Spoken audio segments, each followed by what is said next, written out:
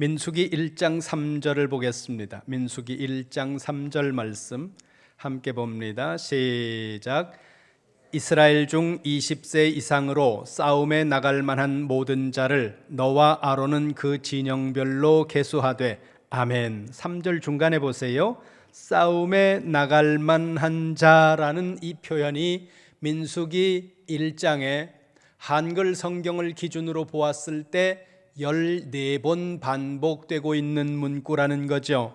그런데 싸움에 나갈 만한 자라는 이 한글로 된 문구를 히브리어로 보면 콜 요체 차바라고 되어 있습니다. 이 중에서 차바라는 이 히브리어 단어가 군대 혹은 전쟁을 의미하는 단어였다는 것입니다. 그러니까 군사 용어였다는 거죠. 이를 통해서 우리는 하나님께서 민수기를 시작하면서 이스라엘 백성들을 계수하라고, 그 모든 남성들의 숫자를 계수하라고 말씀하신 이유를 이스라엘 백성들을 군대 조직으로 편성하기 위함이었다는 사실을 확인할 수 있다는 겁니다. 그런데 민수기 3장으로 오면 가나안을 향해 행진해야 하는 이 이스라엘 공동체가 단순하게 군사 조직일 뿐만 아니라 레위인을 중심으로 하는 영적인 공동체라고 하는 사실에 관해서 말씀하고 있다는 것입니다.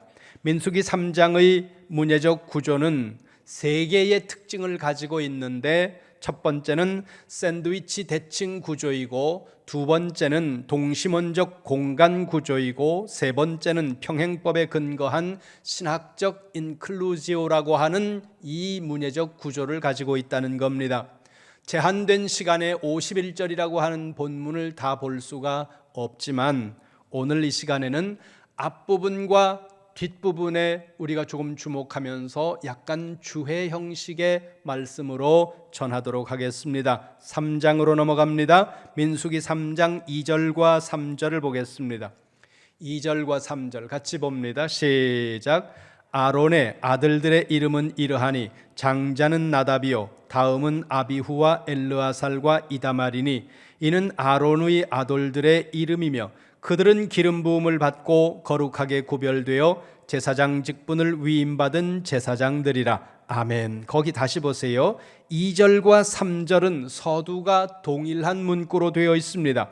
2절 서두는 아론의 아들들의 이름은 이러하니 그래 되어 있고, 3절 서두는 이는 아론의 아들들의 이름이며, 이렇게 한글은 단어가 유사 단어지만 살짝 다른 단어로 되어 있는데, 이 부분을 히브리어 사본으로 보면 엘레시모트 베네이 아하론 이렇게 되어 있다는 거예요.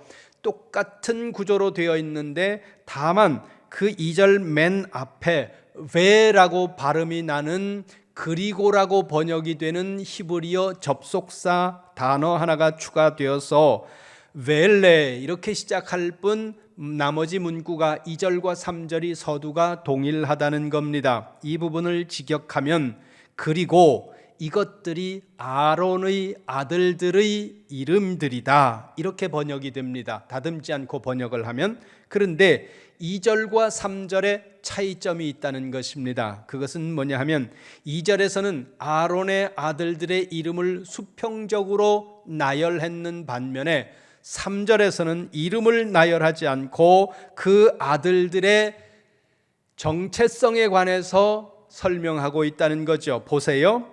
그들은 기름 부음을 받고, 3절입니다. 거룩하게 구별되어 제사장의 직분을 위임받은 제사장들이다. 성경에서 이 세 단어, 그러니까 기름 부음과 거룩한 구별과 제사장의 위임, 이 세 단어들은 하나의 연속된 사건 안에서 함께 나타나기 때문에 때로 우리가 이 단어들을 혼용할 수 있고 약간은 혼돈할 수 있는데, 엄밀하게 구분을 한다면 기름 부음은 영적 자격의 부여이고, 거룩한 구분은 신분의 구분을 이야기하는 것이고, 직분의 위임은 실제적 직무의 착수를 의미한다는 겁니다. 따라서 민수기 3장 2절 3절에서는 이 아론의 아들들이 얼마나 영광스러운 직분을 위임받은 그런 존재들인가, 그들의 정체성이 얼마나 존귀한 것인가를 말씀한다는 거죠. 그런데 4절로 넘어가면 이 아들들이 죽임을 당한다는 겁니다. 4절 보겠습니다. 민수기 3장 4절 같이 봅니다. 시작. 나답과 아비후는 시내 광야에서 여호와 앞에 다른 불을 들이다가 여호와 앞에서 죽어 자식이 없었으며 엘르아살과 이다말이 그의 아버지 아론 앞에서 제사장의 직분을 행하였더라. 아멘. 민수기 3장 4절로 오면 서사의 속도가 급변합니다. 2절에서 이름이 언급되었던, 그리고 그들이 얼마나 존귀하고 영광스러운 정체성을 가진 자들이었는지를 설명하는데 4절에 와서 그들이 죽임을 당했다는 이런 반전이 기록되고 있다는 거죠. 그러면 왜 죽었느냐? 하나님께 다른 불을 들이다가 죽었다. 이것이 이 민수기가 기록하고 있는 이유라는 겁니다. 그러면 여기서 다른 불이 무엇일까? 구체적으로 설명하고 있지 않습니다. 다만 구약 신학자들이 이 부분에 대해서 추정하기를 내면의 태도가 원인이었을 것이다, 이렇게 추정하는 사람들도 있고, 혹은 절차와 규례를 어겼다고 보는 입장도 있는데, 또 다른 입장은 그 중에서 가장 1차적이고 지배적인 해석인데, 하나님이 지정하지 않은 다른 곳의 불을 가지고 왔다는 것으로 해석을 한다는 겁니다. 레위기로 가겠습니다. 레위기, 민수기 앞에 레위기 있습니다. 레위기 6장 14절입니다. 같이 보면 13절입니다. 시작. 불은 끊임이 없이 제단 위에 피워 꺼지지 않게 할지니라. 아멘. 제단의 불은 꺼지면 안 된다는 거예요. 그 다음에 12절 13절 보세요. 16장으로 넘어가서 레위기 16장 12절 13절입니다. 같이 봅니다. 시작. 다시요. 시작. 향로를 가져다가 여호와 앞 제단 위에서 피운 불을 그것에 채우고 또 곱게 간 향기로운 향을 두 손에 채워가지고 휘장 안에 들어가서 여호와 앞에서 분향하여 향연으로 증거궤 위 속죄소를 가리게 할지니 그리하면 그가 죽지 아니할 것이며. 아멘. 거기 12절 다시 보세요. 향로를 가져다가 여호와 앞 제단 위에서 피운 불을 그것에 채우고, 다른 데서 불 가지고 오면 안 된다는 거예요. 제단 위에서 타고 있는 그 불을 사용해야 된다는 거죠. 그 불로 향로를 채우면 죽지 않는다, 이렇게 말했는데 이 아론의 아들들이 죽었다는 거예요. 그건 뭐예요? 다른 곳에서 불을 가지고 왔다는 거죠. 그럼 이 사건을 통해서 성경이 무엇을 말씀하려고 하는가 하는 겁니다. 이것이 중요하다는 거죠. 기름 부음은 불순종에 대한 면죄부가 되지 않는다는 겁니다. 기름 부음을 받았다고 할지라도 하나님 앞에 불순종할 때는 그 죄의 대가를 받아야 된다는 것입니다. 불순종한 제사장직은 계승되지 않는다는 겁니다.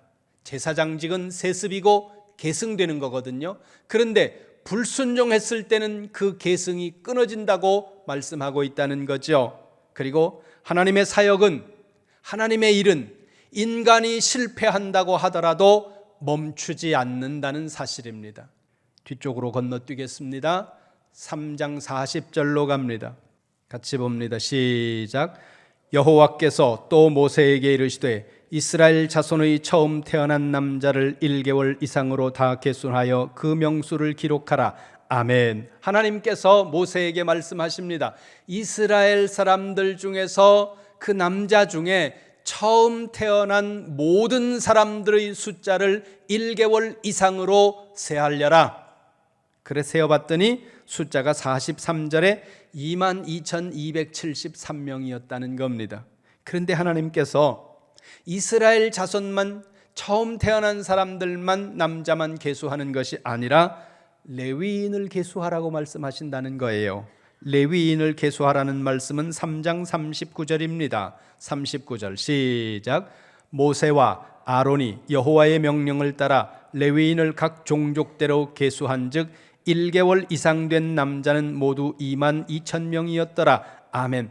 모든 레위인을 숫자를 세알렸는데 몇 명이었다고요? 1개월 이상 된 모든 레위인이 22,000명이었다는 겁니다. 그리고 말씀하세요. 41절입니다. 41절 시작. 나는 여호와라. 이스라엘 자손 중 모든 처음 태어난 자 대신에 레위인을 내게 돌리고 또 이스라엘 자손의 가축 중 모든 처음 태어난 것 대신에 레위인의 가축을 내게 돌리라. 아멘. 거기 이렇게 말씀합니다.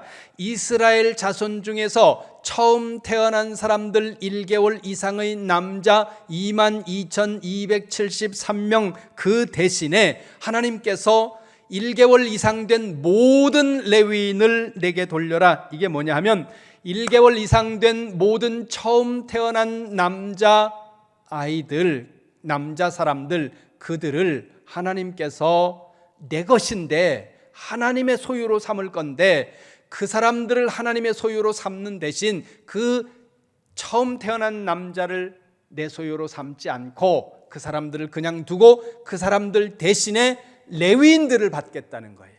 레위인들을 대신 나에게로 돌려라, 이 말씀을 하는 겁니다. 그렇다면 여기서 우리가 질문을 해야 됩니다. 왜 하나님은 이스라엘의 장자가 하나님의 것이라고 주장하는 것일까? 출애굽기 13장으로 갑니다.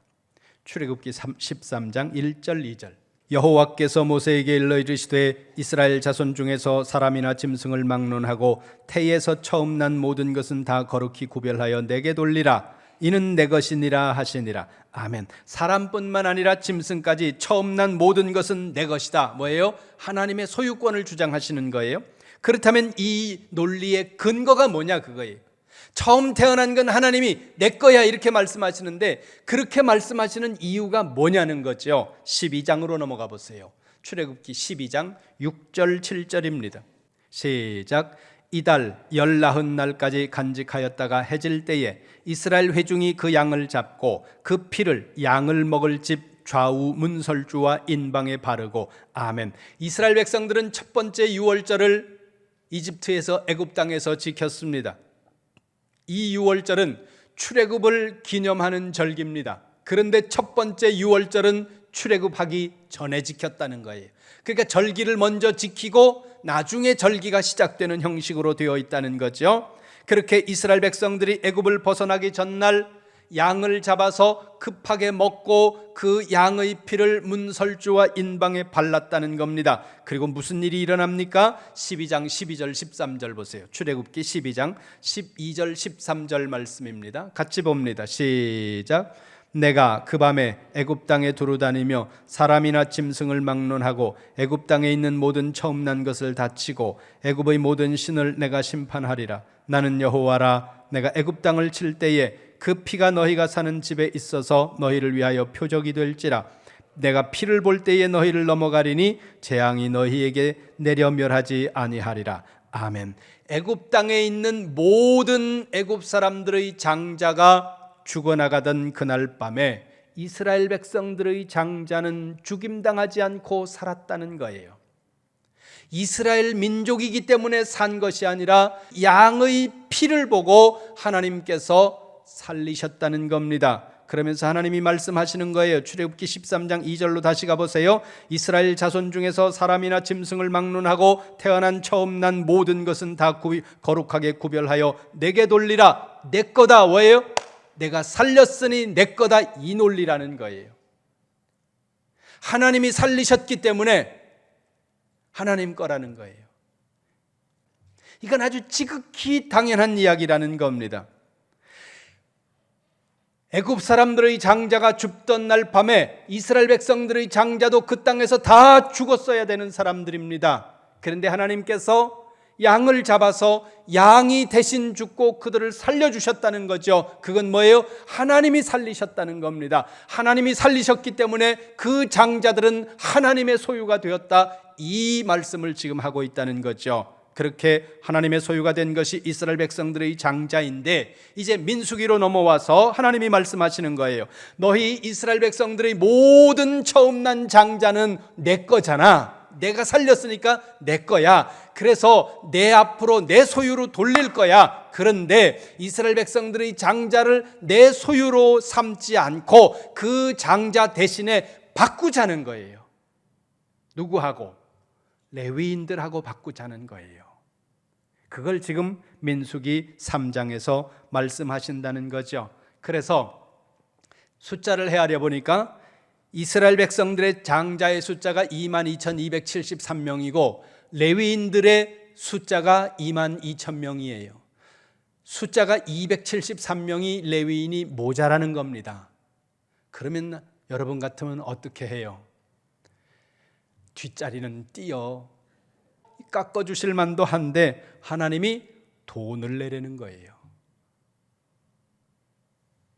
그래서 하나님이 돈을 받으시는 겁니다.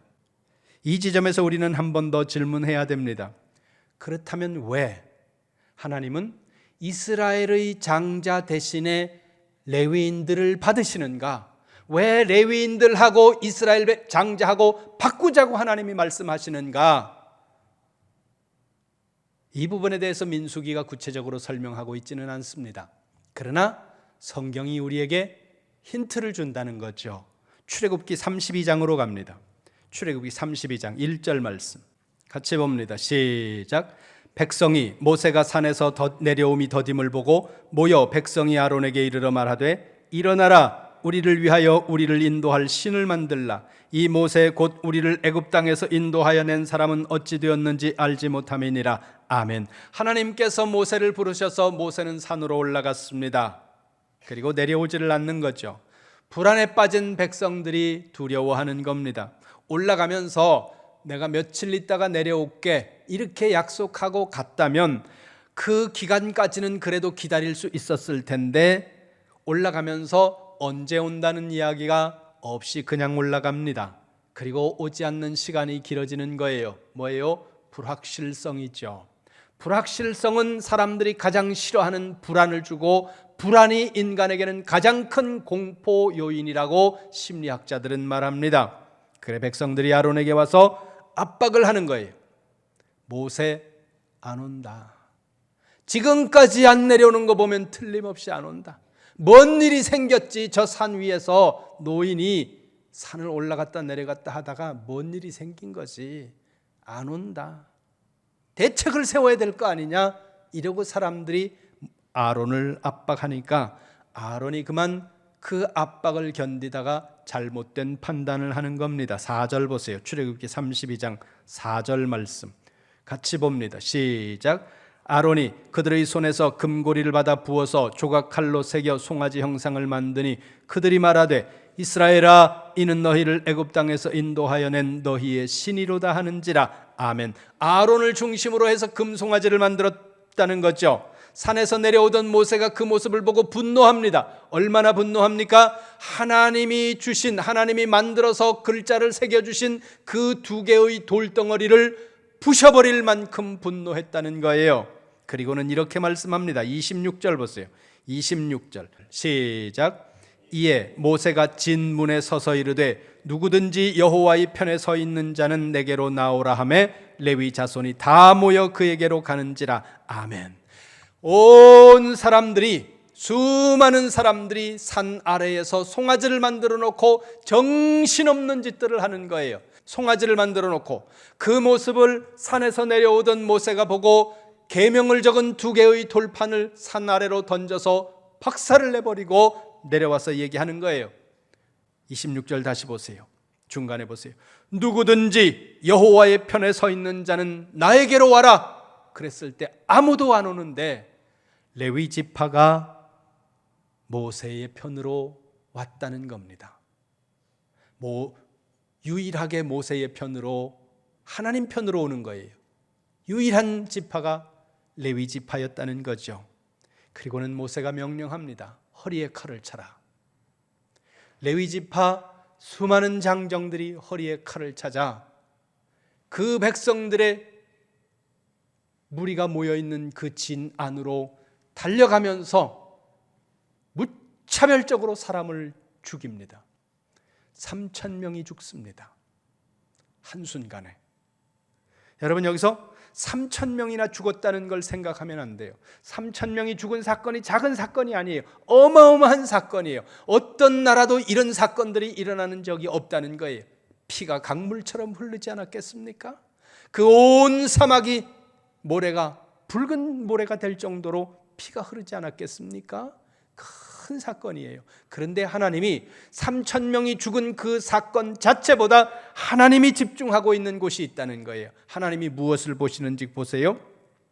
하나님은 금송아지라는 우상 앞에서 이스라엘 민족의 이 여호와 하나님의 공동체가 무너져 내리고 있을 때 그 무너지는 이스라엘 공동체를 세워가는 한 지파를 보셨다는 거예요. 3,000명이나 죽었는데 이거 생각하지 말고, 다시 말씀드려요, 3,000명이 죽은 게 작은 사건이 아니에요. 비극적인 사건이죠. 있을 수 없는 사건이죠. 한 사람만 죽어도 비극적인 사건인데 3,000명이 죽었다는 거예요. 그런데 금송아지로 말미암아 이스라엘 그 출애굽 공동체가, 하나님 여호와 하나님의 공동체가 무너져 내리는 순간에 그 무너지는 이스라엘 공동체를 바치고 서 있는 사람이 바로 레위 지파 한 사람이었다는 거예요. 그래서 이 사건으로 인해 하나님은 레위 지파를 하나님의 소유로 삼으시겠다고 하신 겁니다. 그럼 지금 여러분이 이렇게 보시면 하나의 원리가 지금 흘러가고 있어요. 이 본문 속에 그 흘러가는 원리가 뭐냐면 대신이라는 거예요. 애굽에서 이스라엘 백성들의 장자가 죽어가던 그 첫 번째 유월절 날 밤, 그 밤에 이스라엘 백성들을 대신 죽은 양이 있습니다. 이스라엘 백성들의 첫 번째 난 모든 장자를 하나님의 소유로 삼아야 되는데 그들 대신에 하나님의 소유가 되는 지파가 있다는 겁니다. 누구예요? 레위 지파라는 거죠. 이것이 말씀하려고 하는 핵심이 뭘까요? 예수 그리스도의 대신 죽으심을 보여주시려고 하는 속죄의 그림자라는 거예요. 이스라엘의 장자가 죽어야 하던 날 밤에 양이 대신 죽었고, 이스라엘의 장자가 하나님의 소유가 되어야 되는 그 순간에 레위인이 대신 하나님의 소유가 되었고, 영원한 멸망을 받아야 하는 우리 대신에 예수 그리스도의 생명이 우리를 대신 위해서 죽으셨다는 겁니다. 예수 그리스도의 궁극적 대속에 대한 예표를 지금 말씀하시는 거죠. 그런데 오늘 이 시간에는 적용점을 조금 확대해서 세 가지만 말씀드리겠습니다. 첫째는 여러분이 삶에 적용하시라는 거예요. 첫째, 모든 생명은 하나님의 것이라는 겁니다. 3장 13절로 갑니다. 민수기 3장 13절 말씀 같이 봅니다. 시작. 처음 태어난 자는 다 내 것임은 내가 애굽 땅에서 그 처음 태어난 자를 다 죽이던 날에 이스라엘의 처음 태어난 자는 사람이나 짐승을 다 거룩하게 구별하였음이니 그들은 내 것이 될 것임이니라. 나는 여호와이니라. 아멘. 죽음의 사자가 애굽 전역을 덮치던 그날 밤에 이스라엘 백성들은 그 장자의 죽음에서 보호되었다는 거죠. 이건 단순한 구원 사건만이 아니라, 단순히 살아난 사건만이 아니라 이것은 하나님의 소유권에 대한 선언적 말씀이라는 겁니다. 여러분, 생명은, 잘 기억하세요, 생명은 인간이 생산하거나 소유할 수 없는 것입니다. 모든 생명은 하나님으로부터 받은 것입니다. 칼빈은 그의 기독교 강요 1권에서 이렇게 말합니다. 하나님을 아는 지식과 자기를 아는 지식은 불가분리이다.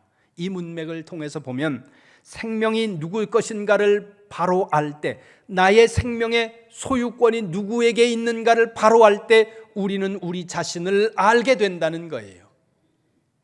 그렇다면 우리는 내 몸은 내 것이라는 자율성 담론으로 인해서 낙태라든가 안락사라든가 자해 등과 같은 이런 잘못된 일들이 정당화될 수 없다는 사실을 알아야 된다는 겁니다. 그뿐만 아니라 하나님이 생명의 주인이시라면 그 생명에 부여된 모든 것, 우리의 재능과 우리의 소유와 우리가 가지고 있는 내 생명과 관련되어 있는 나의 모든 것의 주인도 하나님이라는 사실을 잊지 말아야 된다는 거죠. 그리고 나의 생명이 소중하듯 다른 사람의 생명도 소중하다는 것을 기억하셔야 됩니다. 두 번째, 예배 공동체의 존재 근거는 대속이라는 것입니다. 3장 12절 말씀 보세요. 민수기 3장 12절 같이 봅니다. 시작. 보라, 내가 이스라엘 자손 중에서 레위인을 택하여 이스라엘 자손 중에 태를 열어 태어난 모든 자를 대신하게 하였은즉 레위인은 내 것이라. 아멘. 여기 레위인이 이스라엘의 장자를 대신한다는 이 구조는 단순한 행정적 트랜스포지션을 말씀하는 것이 아니라는 거예요. 그러면 뭘까요? 이것은 구약 대속 신학의 제도적 구현을 의미하고 있는 말씀이라는 겁니다. 무슨 말인가 하면 교회 공동체가 존재하는 이유는 구성원들의 자발적인 어떤 결의나 혹은 자발적 결사에 의해서 여러분들이 나왔기 때문에 여러분들의 자발적인 것에 의해서 교회 공동체가 존재하는 것은 아니라는 겁니다. 혹은 여러분들의 종교적 취향에 따라서 교회가 존재하는 것도 아니라는 거예요. 여러분들이 많은 교회를 다녀보다가 난 이 교회 다닐래, 집이 가까워서 아는 사람이 있어서 내가 들어보니 뭐 또 나한테 맞아서 혹은 나한테 안 맞아서 여러분들이 자유로이 선택하는 것 같지만, 그러나 이 예배 공동체에는 자유로운 결사로 인해서 존재하는 것이 아니라, 여러분의 자의에 의해서 존재하는 것이 아니라, 교회 공동체의 예배의 근거는 예수 그리스도의 대속의 은혜에 있다는 사실입니다. 따라서 여러분들이 교회에 나오는 것은 좋은 설교를 듣고 또 좋은 음악을 듣고 좋은 프로그램을 소비하러 나오는 것이 아닌데, 오늘날 많은 그리스도인들이 좋은 것을 소비하기 위해 교회에 나오는 것으로 생각해서 교회를 선택하고 있다는 거죠. 이건 매우 잘못 나가는 것이라는 사실을 여러분들이 기억하셔야 된다는 거예요. 따라서 여러분이 나에게 맞는 어떤 교회 안에 있는 것들을 소비하기 위해 오는 그런 사람들이 아니라, 예수 그리스도의 보혈로 대속받은 자로서 감사와 헌신을 하나님 앞에 드리기 위해 나오는 곳, 거기가 교회가 되어야 한다는 것입니다. 세 번째는 하나님의 질서는 정확하고 공의롭다는 것입니다. 39절로 갑니다. 민수기 3장 39절 같이 봅니다. 시작. 모세와 아론이 여호와의 명령을 따라 레위인을 각 종족대로 계수한즉 1개월 이상 된 남자는 모두 22,000명이었더라. 아멘. 말씀드린 대로 레위인은 22,000명이고 이스라엘 장자는 273명이 더 많았습니다. 22,273명이었다는 거예요. 그런데 이 문제를 해결하는 장면이 47절에 나옵니다. 하나님이 273명은 내가 그냥 깎아줄게 이렇게 얘기하지 않고 돈을 내라는 거예요. 한 사람이 5세겔씩 도합 1365세겔을 가지고 와라 이렇게 말씀합니다. 무엇을 말씀하는 걸까요? 구원은 공의로워야 되고 정확해야 된다는 것을 하나님이 말씀하고 있다는 거죠. 그리고 25절 이하에 보면 게르손 자손은 휘장 덮개 등을 담당하고, 이제 레위인들이 하는 거예요. 고핫 자손은 성물 등을 담당하고, 무라리 자손은 기둥과 받침 등을 담당하는 그 성막에 관한 하나님의 일들에 관해서 담당하는 부분들이 나온다는 거예요. 겉으로 보기에는 맡은 일들이 모두 다르고 그 일들이 많이 차이가 납니다. 그러나 하나님은 모든 지체들이 각각의 직무를 담당하게 하시는 방법으로서 그들이 공동체의 질서를 만들어 가도록 하고 있다는 겁니다. 여러분 기억하시기 바랍니다. 12지파 중에 가장 큰 지파는 유다 지파입니다. 유다는 장자가 아니었습니다. 르우벤이 장자예요. 그런데 르우벤이 해서는 안 되는 범죄를 저지름으로 말미암아 장자권을 상실하고 그 12아들 중에 장자가 아닌 유다가 장자권으로 올라섰는데, 그 장자권을 맡은 유다가 74,000명이 넘는 가장 큰 지파를 이루고 이스라엘 백성들이 광야를 행진하는 40년 동안 모든 일에 가장 선두에 서서 이스라엘 백성들을 이끌고 가는 장자 지파가 됩니다. 7만 명이 넘어요. 그 12지파 중에 가장 작은 지파가 요셉의 두 아들 중에 므낫세 지파입니다. 32,000명 조금 넘습니다. 제가 계산을 해보니까 유다 지파 대비 므낫세 지파는 43%밖에 안 됩니다. 그런데 그 가장 작은 지파보다도 더 작은 지파가 레위 지파 22,000명입니다. 유다 지파 대비 29%밖에 안 되는 아주 초라한 지파예요. 그런데 그 지파를 하나님은 가장 하나님 가까이 두는 지파로 선택하신다는 거예요. 작다고 보잘것없는 사람들도 없습니다. 많이 가졌다고 높다고 달라질 것도 없습니다. 교만하지도 마시고 자격지심에 빠지지도 마시고 여러분 스스로를 하찮게 여기지도 마시기 바랍니다. 여러분 모두는 하나님 안에서 영광스럽고 존귀한 존재들임을 기억하시고, 오늘 민수기 3장을 통해 기름 부음은 비록 기름 부음이라는 엄청난 영광을 누렸지만 그 기름 부음이 불순종의 면죄부는 될 수 없다고 하는 사실, 불순종한 제사장직은 계승되지 않고 하나님의 사역은 인간의 실패로 중단되지 않는다는 거예요. 목사는 실패해도 하나님은 실패하지 않고, 장로님은 실패해도 하나님은 실패하지 않고, 모든 사람들이 다 실패해도 하나님은 실패하지 않으신다는 거예요. 나의 실패가 하나님의 실패라는 생각은 하지 마시기 바랍니다. 여러분의 사업이, 여러분의 가정이 어렵고 힘들고 고통스러운 가운데 빠져도 하나님은 실패하는 분이 아니라는 사실, 그 사실을 붙들으셔야 된다는 거죠. 그리고 모든 생명은 하나님의 것이라는 것과 오늘 나는 그리스도의 대속의 은혜로 존재한다는 사실을 잊지 마시고 주어진 자리에서 충성스럽게 하나님의 역사들을 감당하는 성도가 되시기를 주님의 이름으로 축원합니다.